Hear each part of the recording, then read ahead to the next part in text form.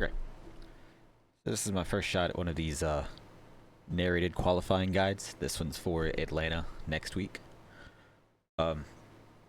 Start off, first you can see I'm running a 183 steering pinion just to reduce any chance of additional heat in the tires. One of the keys. So these plate tracks just keep the tires cool during qualifying, and it keeps up your speed.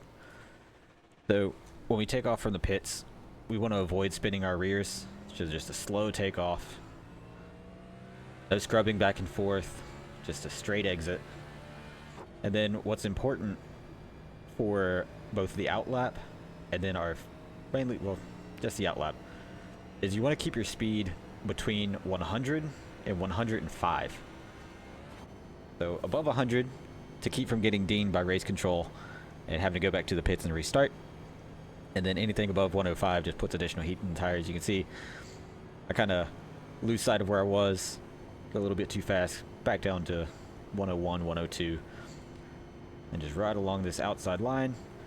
And then when we get to the restart zone, towards the end of the restart zone, is when we want to get into the throttle and start speeding up. So right here you'll see full throttle, picking up speed.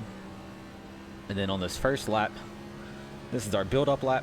So we just want to run the outside about a half a lane off the wall. If you get too close to the wall, it's just going to pack air onto your spoiler and slow you down. So shift into fourth mid-corner, kind of ride this white line. Turn 3, same thing, ride up high, about half a lane off the wall. And then coming out of 4, we're going to cut down to the red line but not across it. And same thing, to the red line but not across it. And then entry into 1, we want to wrap the red line. Towards the end of turn 2, the car is going to want to push out towards the wall. Let it happen, but don't go past the white dotted line on the outside. And then here, I don't know if you can see it, but there's a slight color change in the groove on the track. I tend to follow that on my qualifying runs. So follow that groove down to the red line, wrap around, stay as close to it as possible. And then here, as we're coming out of 4, we want to actually cut towards that elbow in the grass and just cut the apron as much as possible.